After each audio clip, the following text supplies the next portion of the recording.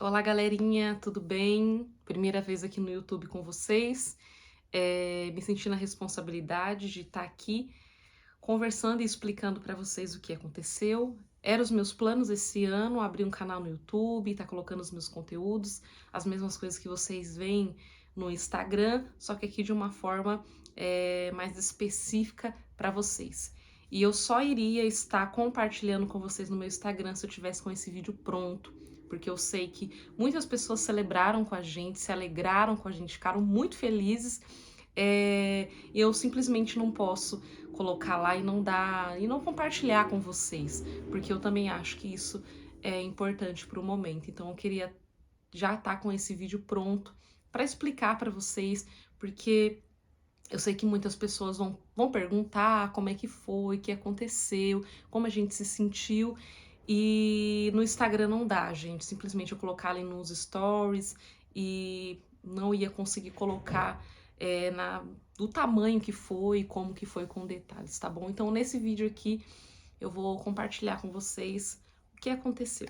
Como vocês souberam, a gente compartilhou no Instagram, descobrimos, né, a gravidez. Não era uma gravidez planejada, porém veio assim no momento que a gente estava precisando muito. Depois de um ano muito difícil, com muitas guerras, muitas lutas, descobrimos essa gravidez e o meu pensamento foi: meu Deus, é um presente que o Senhor vai nos dar depois de tantas guerras e de tantas batalhas.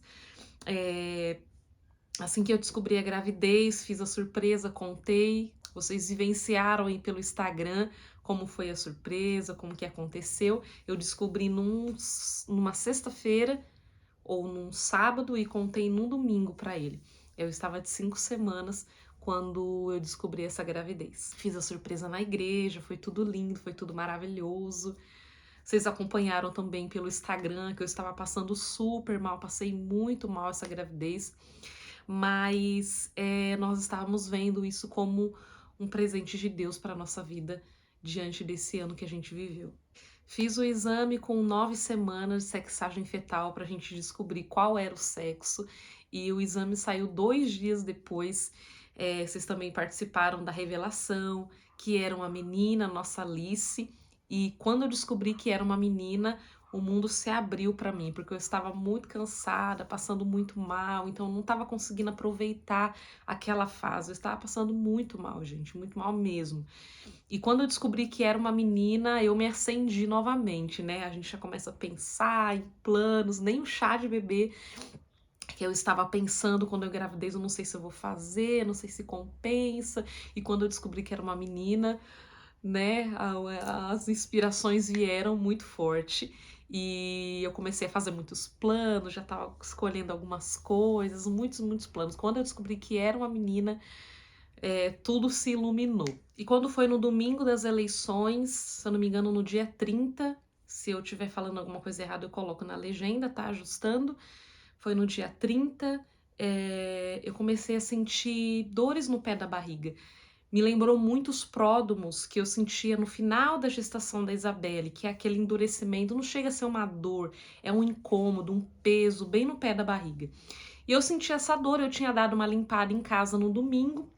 Eu pensei, não, é por conta que eu devo ter me esforçado um pouco, né? Dei uma lavada aqui em casa, tal, deve ser isso. E lembrando que eu já estava liberada pela médica, pela minha idade gestacional, para poder fazer exercício, né? Sem impacto, voltar à minha rotina normal. E aí eu pensei que aquelas dores fosse pelo peso, né? Ou a correria, a limpeza em casa, a faxina, tá. Peguei e falei, não, vou dormir, a hora que eu amanhecer vai estar normal, né, que isso parece ser pródromos, às vezes tá pesando. Dormi, quando foi no outro dia, eu acordei e aquele incômodo ainda não tinha passado. E aí eu fiz o dia de repouso, eu lembro que até postei nos stories, gente, tô de repouso hoje. E eu peguei e fiquei deitada, descansando, e as dores não passaram. As dores não, gente. Aquele incômodo, aquele peso no pé da barriga não passou. Quando foi na parte da noite, eu fui ao banheiro e notei uma pequena secreção rosa. Mas, gente, era muito sutil, que se eu não tivesse prestado atenção, eu não ia perceber. Era muito sutil, não era cor de sangue, era um rosinha, sabe? Não estava com dores, e não era um sangramento vivo. Porém, a gente sabe, né, como é mulher, e eu mesma sou mega preocupada, ansiosa, já corri e falei, amor, tá saindo uma secreção rosa, tá sangrando, vamos pro médico. Mas, na ida pro médico, eu pensei, meu Deus, eu vou ir à toa. Tava na minha cabeça, eu jurava que eu estava indo por nada. Mas, peso no pé da barriga somado com a secreção rosa, não, né, eu achei que não seria, não seria normal, né? Não é legal você ficar em casa tendo isso. Por mais que seja algo, ah, não, tá tudo bem, é só, você tem que ir. E mais uma vez eu quero te fazer um alerta. Você tá grávida, gente, o que você sentir, não perca tempo, porque não eram dores fortes, não eram dores, na verdade. E a secreção era muito, muito sutil. Se eu não tivesse prestado atenção, eu não ia ver. Chegando no hospital, foi rápido, eu passei com um ginecologista obstetra, conversei com ele, expliquei o que eu estava sentindo, falei, doutor, eu fiz, né, dei uma limpada em casa ontem, pode ser isso. Ele perguntou se eu estava indo ao banheiro, eu falei, ó, tá mais devagar, mas hoje eu fui, tá normal. E aí ele começou a conversar, e eu perguntei pra ele, porque no caminho eu pensei, poxa, eu vou no hospital e não vai ser por nada e eu vou ter que levar um toque, porque você tem que ser avaliada, gente. Você tá grávida, você tá assistindo uma coisa, eles vão fazer o toque pra ver se tá dilatando, essas coisas.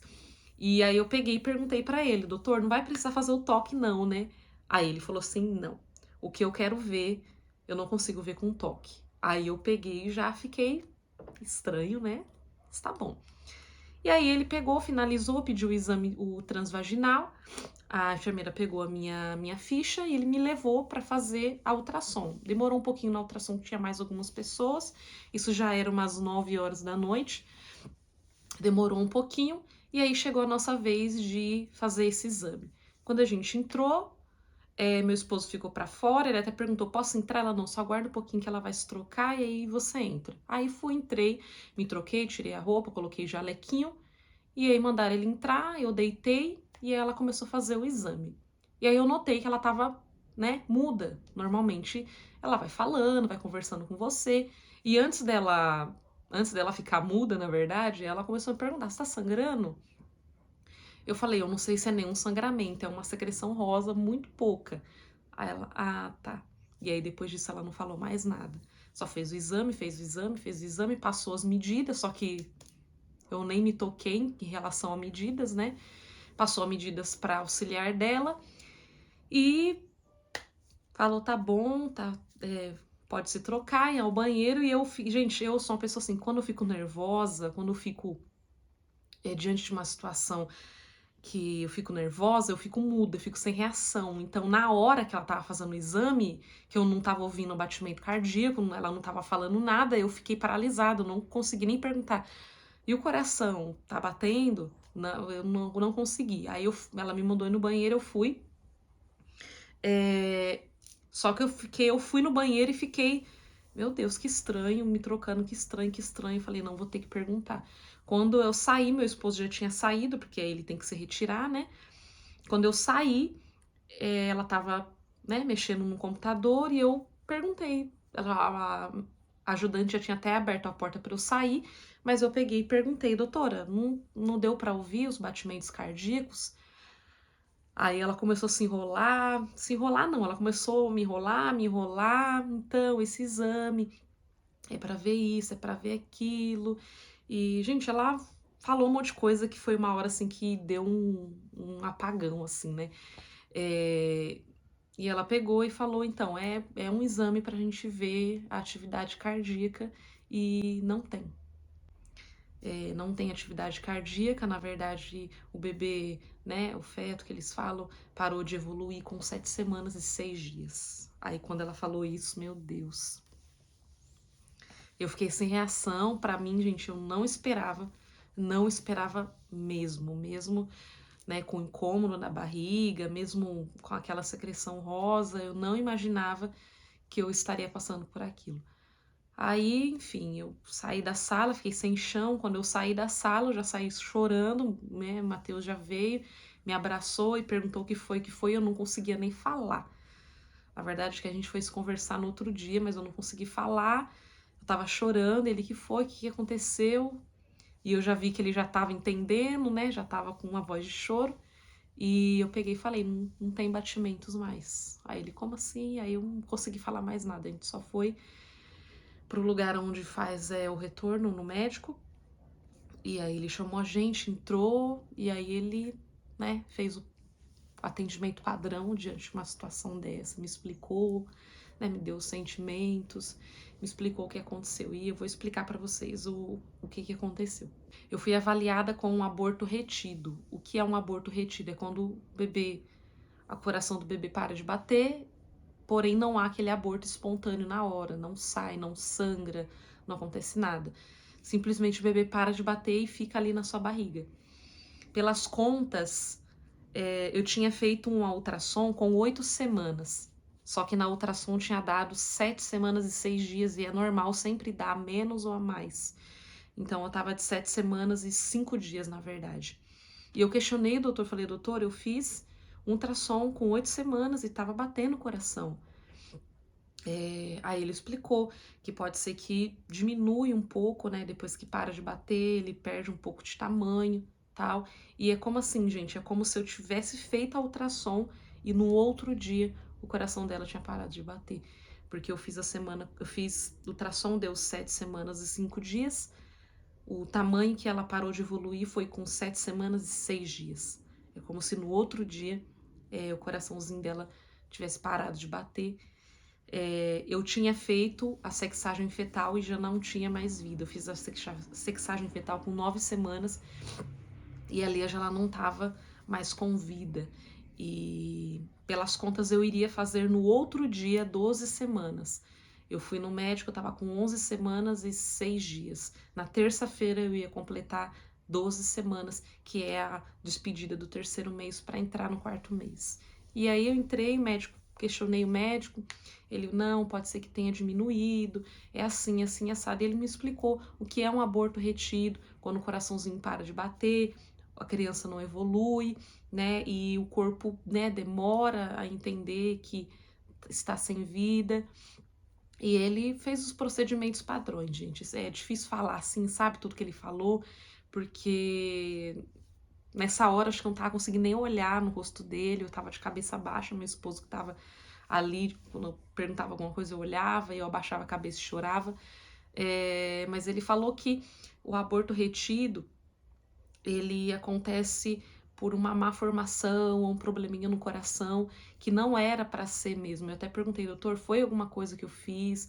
Porque, né, algum peso que eu peguei, alguma coisa que eu fiz? Ele, não é nada disso, não tem descolamento de placenta, tá perfeito. É o feto, né, um embrião que não desenvolveu e provavelmente ia nascer com algum problema e o seu corpo entendeu isso e já interrompeu essa gestação. E, gente, Deus, ele é perfeito o tempo todo. Por quê? Porque parou de desenvolver com 7 semanas e 5 dias. Até essa idade eu não estava fazendo nada porque eu estava passando muito mal. Então eu não pegava peso, eu não fazia serviço pesado, eu passava muitos dias deitada, muita tontura, muita dor de cabeça, muita ânsia. Então, assim, Deus foi tão bom que ele cuidou para que eu entendesse que não tinha sido nada que eu tinha feito. Porque se essa gestação fosse a gestação da Isabelle, que eu tinha feito de tudo, porque eu não sentia nada, eu poderia ter pensado, poxa, eu poderia ter pegado mais leve, eu poderia ter não feito isso, eu poderia não ter feito aquilo.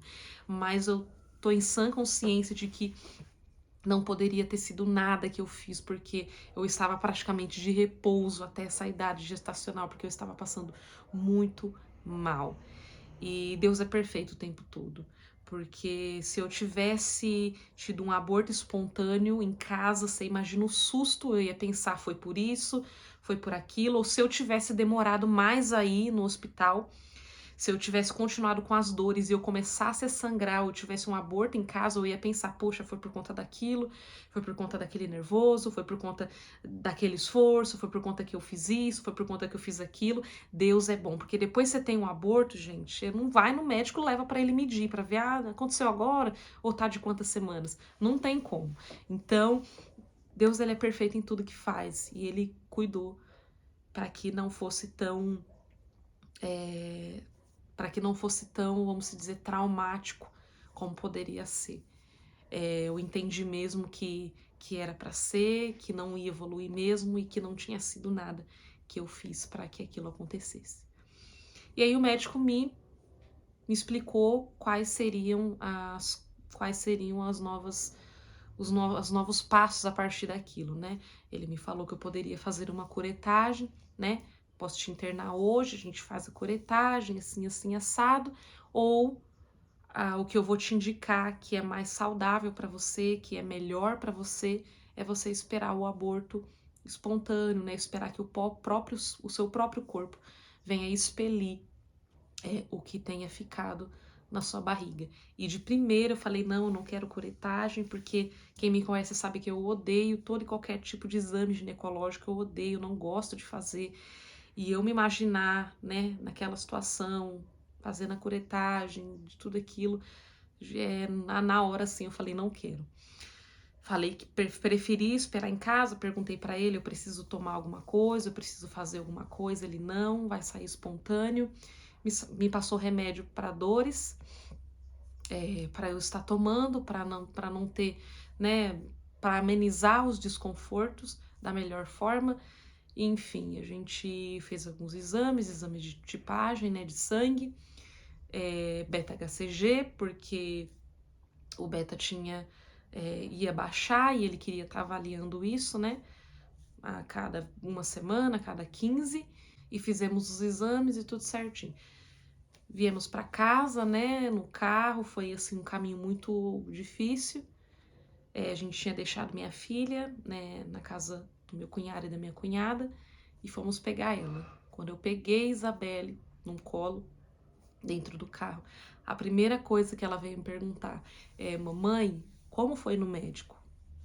E a gente não tinha palavra, gente. Ela começou a perguntar e repetir: mamãe, como foi no médico? Me fala, como foi, mamãe? E eu não tinha o que falar, meu esposo não tinha o que falar. E ela agoniada querendo saber, e a gente mudo. E aí o meu esposo, gente, é muito vago, assim, foi muito traumático, então eu não lembro se foi ele que falou, fui eu. Sei que meu esposo falou: filha, a Alice não tá mais aqui.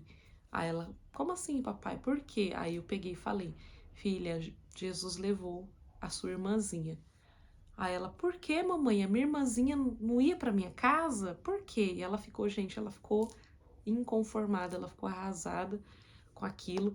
E aquilo partiu o nosso coração, porque essa menina estava apaixonada nessa irmã. Todo dia ela interagia com a barriga, ela dava bom dia, ela orava pela irmã, tudo ela incluía a irmãzinha dela. Ela ia escovar os dentes, ela falava: mamãe, eu vou ensinar a minha irmã a escovar os dentes. Ela ia tomar banho, ela falava: mamãe, eu vou ensinar a minha irmã a tomar banho. Então era assim, ela falava da irmã o tempo inteiro.